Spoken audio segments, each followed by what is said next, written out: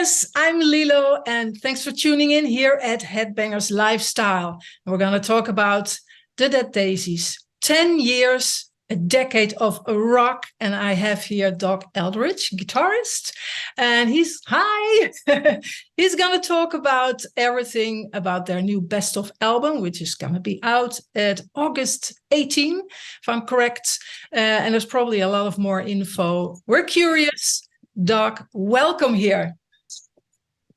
Thank you so much. Good to be here, Lilo. We are very excited about this album and tour, and it's been 10 years. It's been already 10 years. Already, right? So I guess what a ride.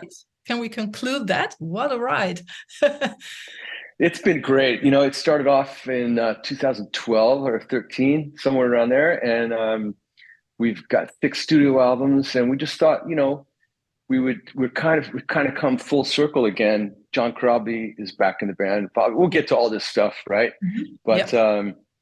But yeah, so we're very excited about it. Yeah, but is the fact that John Corabi is back as the singer again, is that also a reason that you're putting out a best of album, like closing a chapter and fresh start?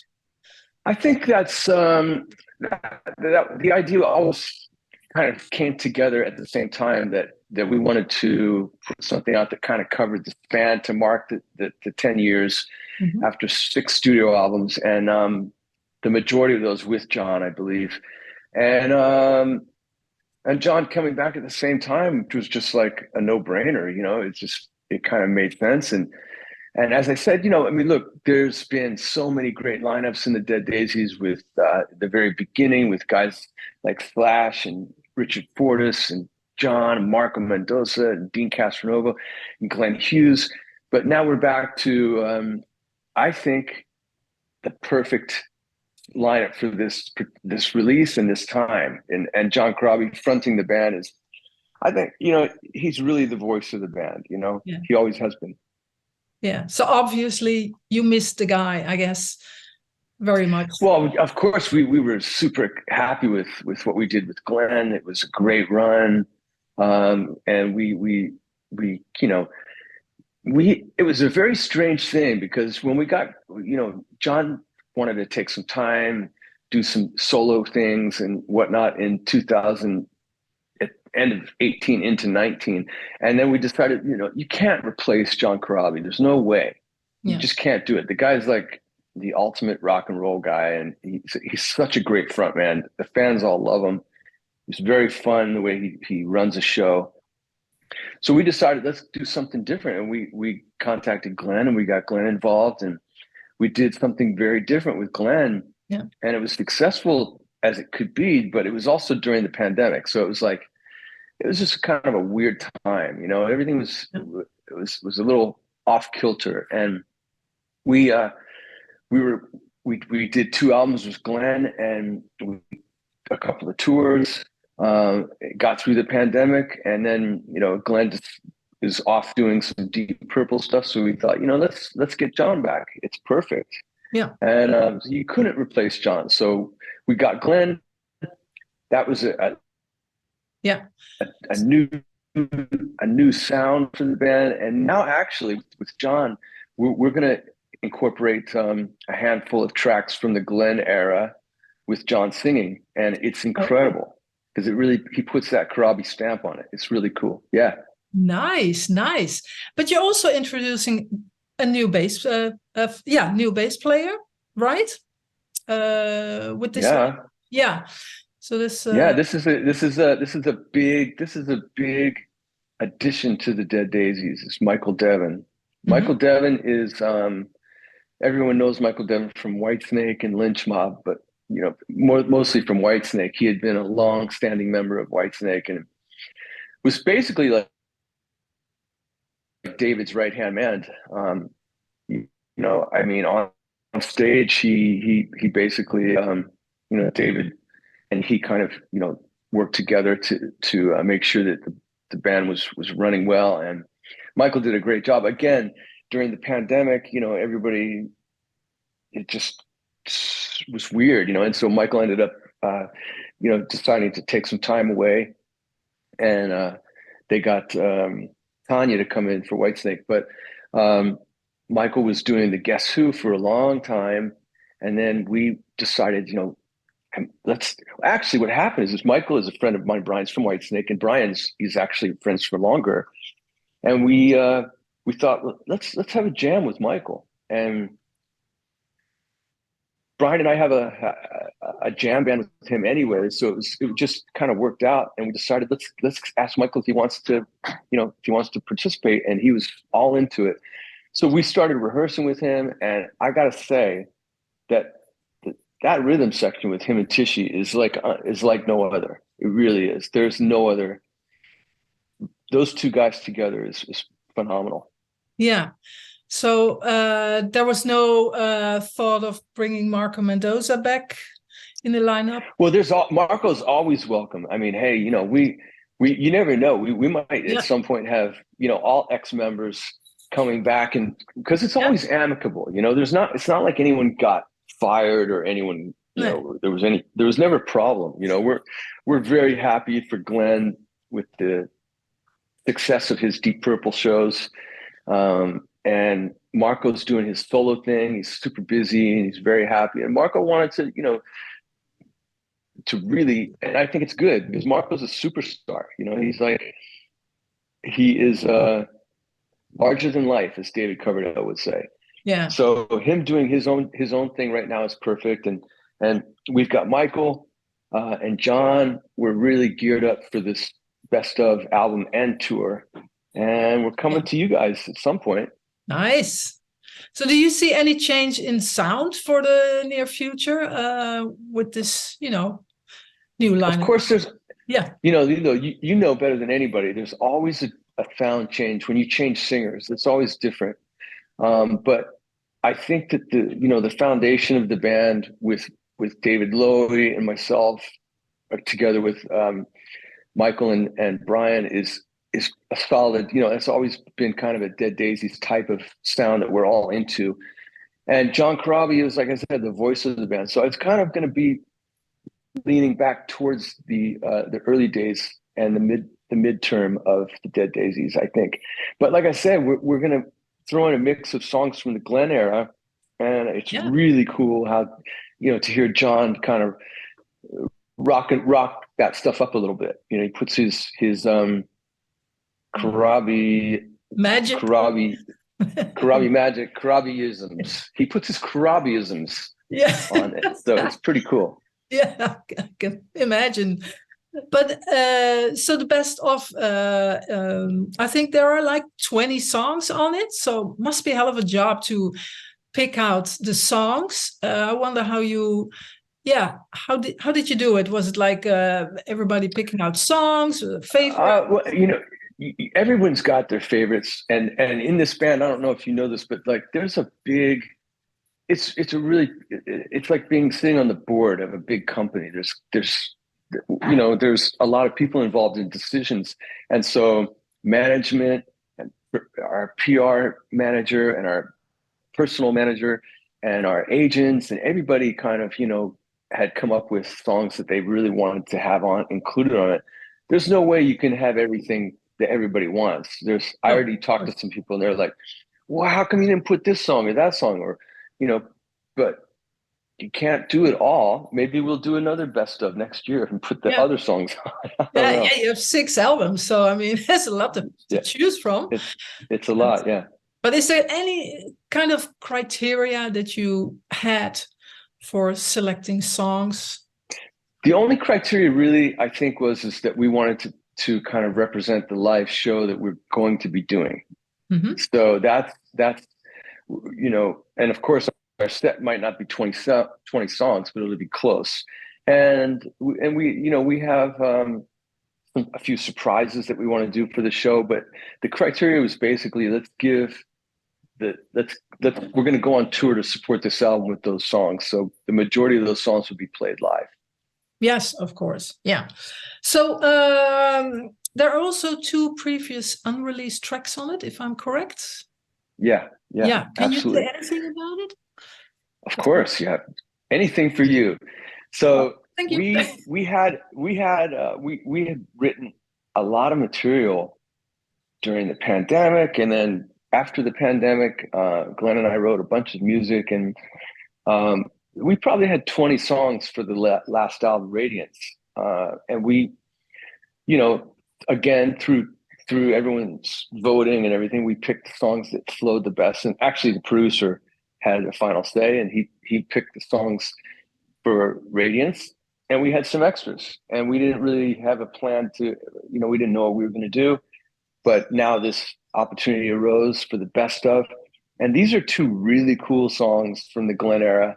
One is Let It Set You Free, which is a really beautiful ballad, almost has some Beatlesque or type of thing to it.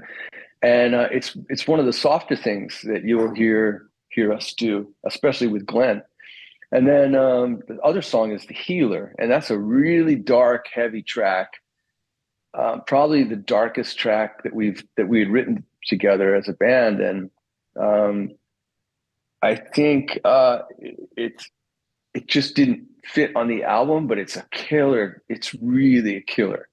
So it's perfect. I'm glad it's on. I'm glad it's seen the light of day. I was really proud of that song. Yeah, how it turned out. So you got the very light and the very dark. Two new songs. Nice. So actually, what defines a good old-fashioned no bullshit rock song in your book that stands for the Dead Daisies? Maybe.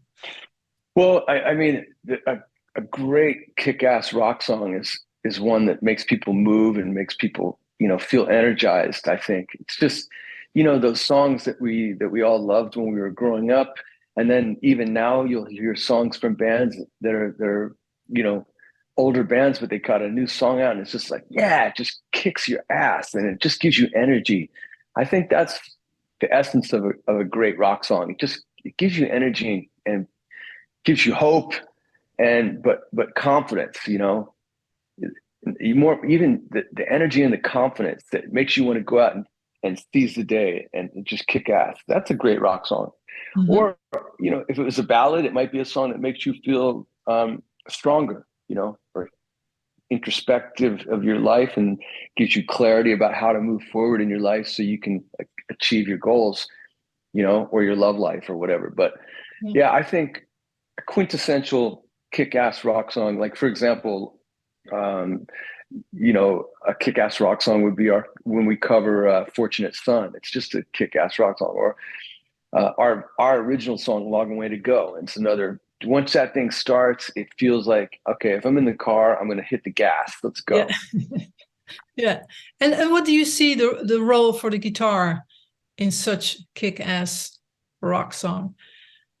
To basically lay a nice firm bed of power and aggression, in a kick-ass type of scenario. You want it to be driving the song, that along with the bass and the drums, everyone's doing their thing. You've got the bass holding it down, you've got the drums laying the groove, and the guitar's, an aggressive attack on top.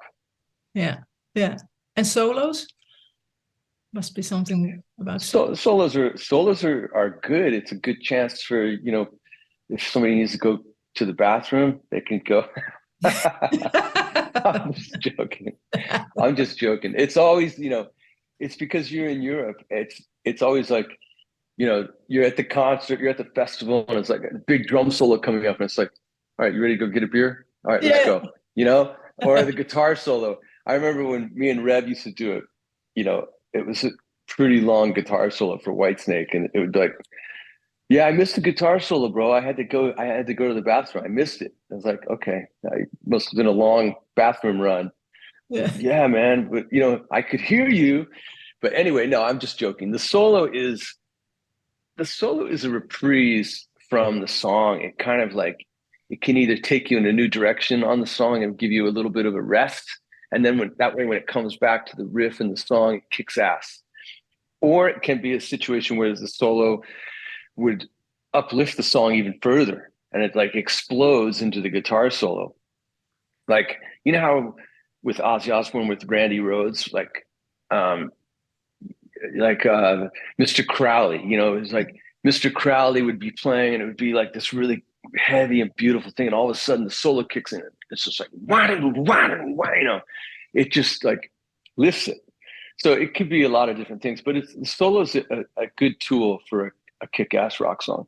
Yeah, yeah. So you've played with many different musicians. What makes you, get out of bed every morning and then thinking, wow, I'm going to play with my guys from the Dead Daisies. We're going to record, we're going to tour. What is it about this band that makes you, This band is made up of just good people, great players, and everybody's really great at their job. But the most important thing is that they're friends, So like when you're starting off in music, for me, when I was a kid and playing music, I was not trying to get this guy from this band to that guy. I just had a couple of buddies in my neighborhood, and we just would play music together, and we had a blast, and we made our band, and it was, our first band. One of my first bands was called Purple Haze. Go figure. It happened to be a song on the radio at the time, and I thought, oh, how original. We'll call our band Purple Haze. Yeah. But that's the same feeling I get working with the Dead Daisies. I get out of bed and I'm like, we got rehearsal today. Yes, that's cool. Yeah. I get to play through my rig, and check my amps, and practice that solo, and I'm going to practice that intro. That's really, I can't wait to work with David on the guitar for this thing, or I can't wait to hear John and Michael sing their parts. That's how it was. We were in rehearsal about a month ago. And it's just great. It just feels like you're a kid. I can't explain it any other way. Yeah. So but you have been touring a lot together. So there must have been a ton of funny things that happen on the road, like the famous Spinal Tap moments. I'm sure of that. Any highlight you want to refer to? I mean, there's always so many things. I mean, there's a lot of really funny things that happen that are goofy. Then there's little things like technical things, like, I mean, there was like a technical thing that was interesting. We were touring with Hollywood Vampires, with Alice and Joe Perry and Johnny Depp. And we were supporting them on a couple of shows in Germany. And before I had not used a wireless system very much. I couldn't find the right one till I found this one I use called Lectrosonics, which is great.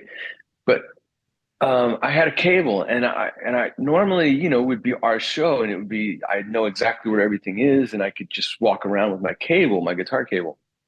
And during that Hollywood Vampires, there was a lot of obstacles on the stage. It was like there was all kinds of pyro things and monitors and a fan for somebody and this and that. And I just walked onto the stage, and literally, like, when you get your hair tangled up, like in a second, my cable was tangled. I couldn't get it free. I was basically stuck to do my performance, like with a cable this long going straight down. I couldn't move anywhere. So at that point, the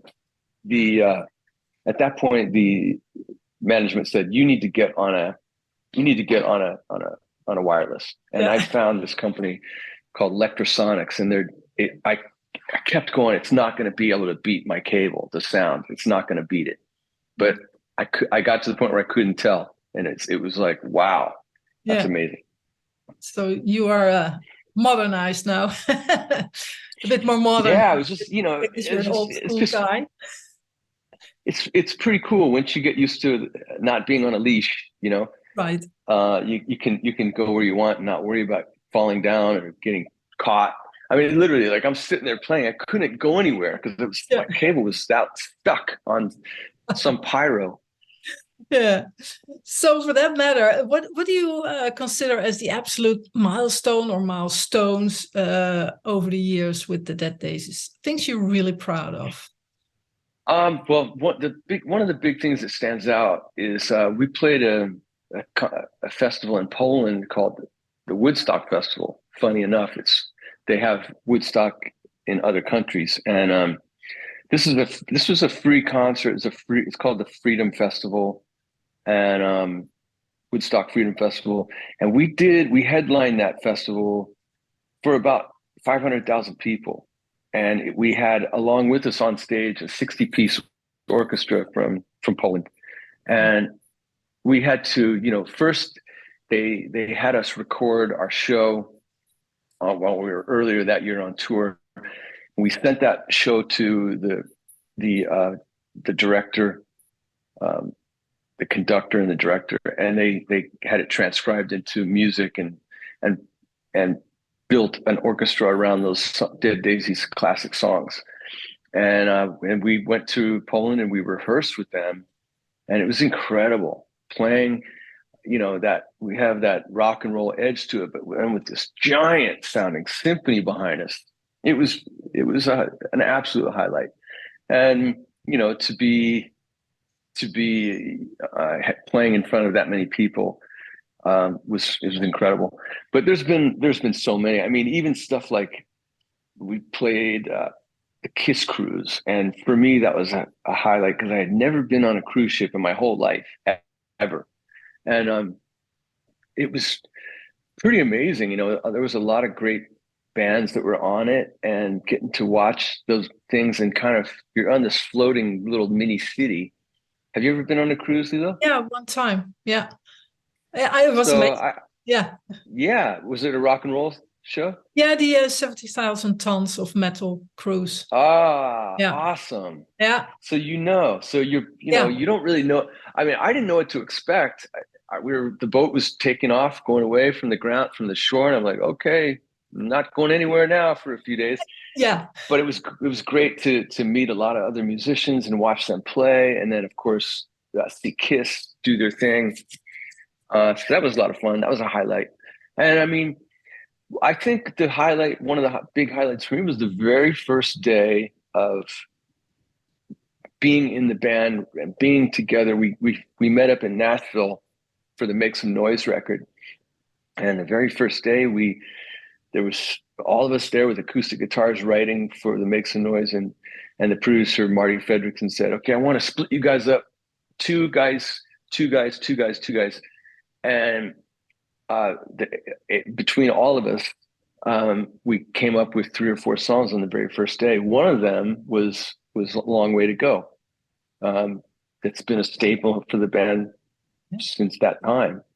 So it was just a highlight that day, walking in and not knowing what's going to happen, and then going home at night with 2 or 3 songs kind of sketched out. Like, wow, that was very productive. Yeah. Yeah. So and along with the growth of the bands, the fan base got bigger and bigger and bigger. How do you feel? What do you think when I say, well, what about your fan base? How do you feel about them? Well, we love them. We love them. And we've been prior to being in the Dead Daisies, we all played with other bands, and we had made a lot of friends through those bands and relationships. And so kind of one of the things about the Dead Daisies is they bring all these people together, and so we've met so many awesome people, and people that have been supportive, and they're just incredible. I mean, they like some of our dearest friends will come from all over the world, wherever we're playing, you know, and they'll pick a spot that they want to go to. Maybe, you know, maybe it's in London, say perhaps, or maybe it's in New York, and they'll fly in from Japan or from Finland or from England or whatever, just to see that show and surprise us. And so we really appreciate the fans. The band has been like a lot of bands. We were moving up, and then the pandemic kind of kicked our ass a little bit with the whole music scene. But I'm so thrilled we're back, we're rocking, and I can't think of a better way to start off again than with John and Michael now in the band. We have a kick-ass show to show you. So if you've seen the Dead Daisies, this is out to be the best show we've ever done. And if you haven't seen the Dead Daisies, come hang out and say hi. We want to meet you. Yeah, because it's you guys are a real live band, in my opinion. Indeed, it's such a great vibe, and I guess with this new re-energized situation in the lineup, it's going to be even more live rock and roll and that spirit. You know, it was interesting. I saw the other day. It's John Corabi he just gets better and better. You know, I mean, I saw a picture of him. I just happened to kind of zone in on him. You know, he is the lead singer, of course. So I didn't really recognize. It didn't occur to me like who was in the picture with him. I just saw John, like, oh, that's cool. And then I looked at him, and it was a picture of him with us, and together we looked like it was like, wow, that looks like a good rock band. You know, like Corabi really sets it off. So with him and Michael joining us, we're ready to deliver. Can't wait. You know, it's basically counting down the days to get into rehearsal for one last time. Then we start off our tour in the US on the East Coast, I believe. Yeah. Everyone can go to thedeaddaisies.com for any updates or stuff about the schedule. Yeah. But I know that you know, count down the days to get started, and then at some point later this year we'll be over in Europe and Holland. Yeah. And are you already thinking about a next record, or is that something it's in the far future? I don't think, everybody's always got ideas for songs. We're always, you know, like speaking for myself, I always get ideas and I'll document them, but there hasn't been any formal official writing or anything. We haven't talked about it. You know, if it's meant to be, it'll be, you know what I mean? We'll see what happens. I would love it if everyone else wants to. We'll just take it day by day. I think right now the focus is to, you know, promote the best of and have something to talk about and give us an opportunity to come play some shows for everybody. Yeah. And then, you know, God willing, we'll see what happens. But yeah, maybe. Yeah. No. All right. Well, let's see. And well, that's it, I guess. Hey, you know what? You are the best. Thank you, Lilo. And thanks to you guys, Headbangers Lifestyle. We really appreciate you. And we cannot wait to get to see you in person. Okay. And well, Doug, thank you very much for joining us here and updating us. And people out there, rockers, just check out the new Dead Daisies Best Of album. That will be out at August 18. Go to the live shows. It's big fun. And I see you the next time. Ciao. All right. Thank you. Bye. Ciao.